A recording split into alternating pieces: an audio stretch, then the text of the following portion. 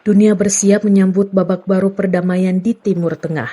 Amerika Serikat resmi merilis Nota Kesepahaman Islamabad, sebuah dokumen 14 poin yang akan mengakhiri ketegangan militer dengan Iran. Poin-poin krusial yang akan mengubah peta geopolitik dunia, diantaranya gencatan senjata total, termasuk di Lebanon, serta berjanji untuk menghormati kedaulatan wilayah masing-masing. Kemudian pemulihan ekonomi masif.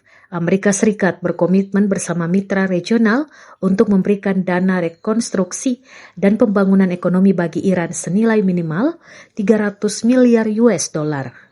Kemudian kebebasan jalur laut. Amerika Serikat akan mencabut blokade laut, sementara Iran menjamin jalur aman bagi kapal komersial di Selat Hormuz tanpa biaya tambahan. Juga pencabutan sanksi dan ekspor minyak. Juga komitmen nuklir. Iran menegaskan kembali komitmennya untuk tidak mengembangkan senjata nuklir dan bersedia membuang material yang diperkaya di bawah pengawasan IAEA.